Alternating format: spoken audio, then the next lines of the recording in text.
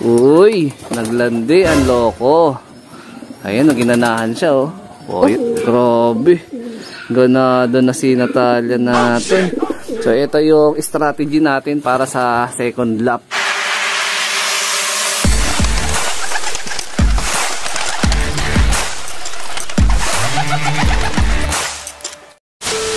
Good day mga ka-EA support to this video. So medyo ginanahan tayo dahil kagabi nga pag uwi ko nawalan na ako ng pag-asa. Pero pag silip ko sa Flyers Slope, aba, etong dalawa na to, yung kulay pula. Saka ito, full sibling ni Marites, yung nakay kumparin Dabarkads na nag-9 overall sa fundraise sa kanila.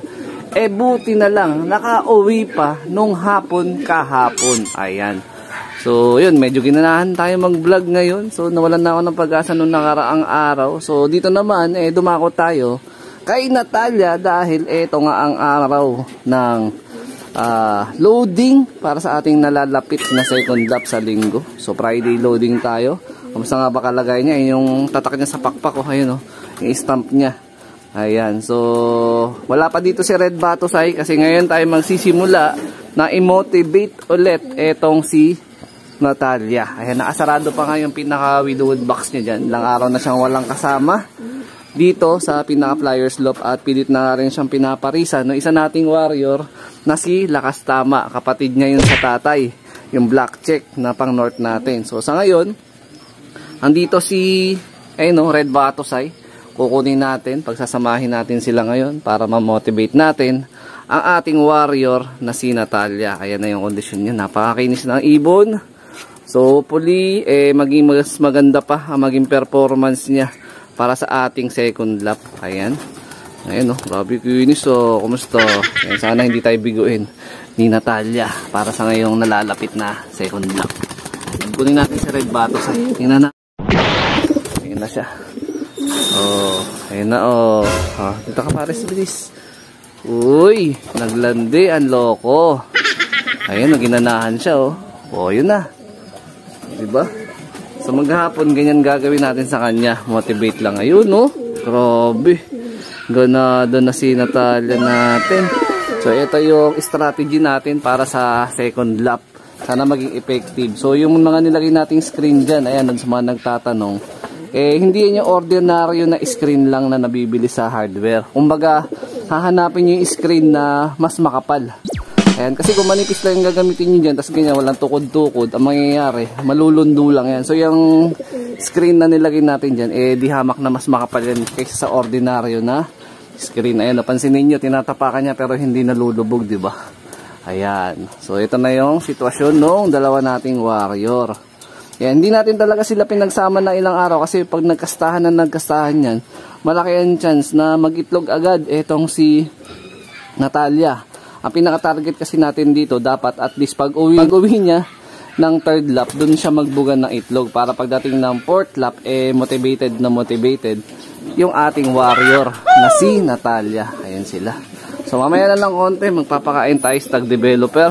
Tapos mamayang hapon, ang limukbang na sila ng feeds nila na may halo na kulangot ng sawa, tsaka anong tawag nito? Sunflower. Ayan. So, ito yung kondisyon ng screen na nilagay natin. Ayan, no?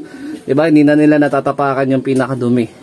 Ayan. So, wala natin problema sa paglilinis. Mabilis na mabilis tayo makakapagdinis. At the same time, mamomonitor natin kung gaano kaganda tsaka gaano kapangit yung pinakadumi ng ibon natin. Ayan, no? Tama po ba yun? At eto nga, dumako tayo dito sa nawala nating ibon. Pinawalan ko to na Merkulis ng umaga. Yan, tapos pagdating ng Webes, hapon na, nakauwi. Yan, buti na lang, nakauwi pa itong dalawa. Ayan, palit na kasi ng kulay ng mata, kaya sabi ko, baka kako, pwede nang pawalan. Ayan, halatang stress siya. Hindi nakakain to, pinawalan ko, walang kain. Awit. So, mamaya ng konti, magbibigyan na tayong pagkain. Pero kagabi, binigyan ko na sila agad ng ng ideal pills, tsaka ng power wings para makarecover naman sila, ma-hydrate sila. Ayun yung isa natin. So, hindi pa natin pinapawalan na part ng Team South. Ayun. Yung rektang anak ni Patusay na full sibling mismo ni Lady Mina to. Ayun, grabe. Napaka-solid ng dumi. Ayan, alagang all herbs probiotic. Grabe, Oh, ayun, dumi ni Natalia, ganda rin. Maganda droppings niya ngayon. Ayan, halatang maayos yung kondisyon niya. Ayan, mamaya bubuksan natin yung widowwood box pagtapos nila kumain. A few moments later. Ayun, gutom na gutom ang mga loko. And especially yung dalawa natin nag-overfly. Ayan, yung kulay pula naman, anak yan ni Red Batusay, na kapares niya noon si Miss Puyo. Pero iba na yung pinag-poster natin nung itlog na yan. So hindi si Miss Puyo yung bumuhay sa kanya. Meron tayong dalawa pa dyan na pinatalpak natin sa patrending bird. So meron nakapanalo. So shoutout sa iyo. Ayan, so sana magtamasa tayo sa padating na South. Ayan, medyo ginanahan na buhayan ulit tayo kasi nung isang araw, parang sabi ko parang umay hindi pa tayo nakapagpalipad, nalagasan na agad So yun.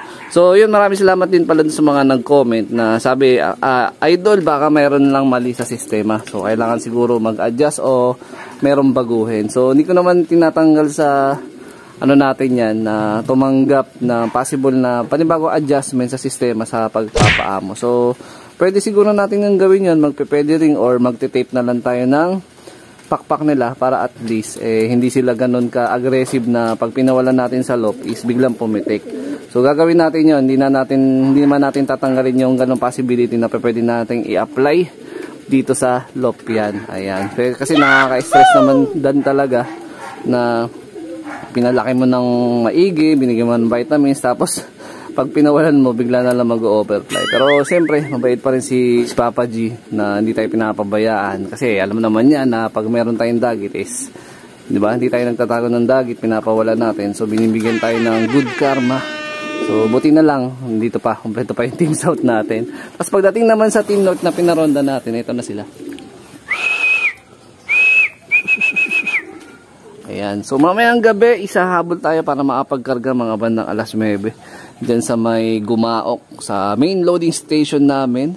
So shoutout sa lahat ng member na SJDM RPA, MMFC, kay Kumparin Dabarkads, kay Boss Ron, tsaka sa iba pang mga tropang kalapatids. Yan. So naway maging maganda yung maging resulta ng aming mga padating na second lap. Yan.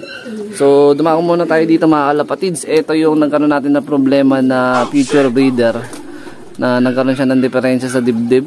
Ayan. So pinurga ko siya ngayong araw. So baka napanood yun na rin sa Facebook page natin yung naging kalagayan niya. So ito na yung sitwasyon niya. So tuyo-tuyo na yung pinakadibdib niya. Kaka-spray ko lang ulit ng quick heal sa kanya. Medyo pang nangangamot-ngamot pa siya. Pero yun nga, pinurga na natin siya kasi may chances nga na may parasite siya sa loob ng katawan. So yun, maraming salamat. At shoutout kay Blue Pigeon. Ayan, sabi niya, yun daw yung possible mga cases niyan. Yung stress dun sa mga iba ng comment, hindi rin naman malabong mangyari na pwedeng ganun nga rin. Stress ang ibon. Ayan. So naglagay na rin ako ng mga naiwan na chicken wire. Ito yung sa mga previous ko na na patungan nila dun sa flyers love. Di ba nag-adjust na nga tayo ng ng tungtungan nila dun screen. So ayun. Ayan. Ganado ngayon si Natalia. Masigla siya ngayon. Mamayang gabi, kakarga na natin si Natalia para sa ating second lap. Tapos bubuksan na rin natin yung widowwood mamaya. Ayan, so dito ko natatapusin yung video na to. Ayan, shout out sa mga solid supporter natin dyan. Siyempre, wag kakalimutan mag-like, comment, and share. So sana magtamasa, makapagpaklak pa tayo second lap. Para 2 lap na lang, magkakaalaman na. So ingat mga kalapatids. Keep safe. God bless. Ayos Ganado na. Team South natin. Buo pa. Thanks, Papa G.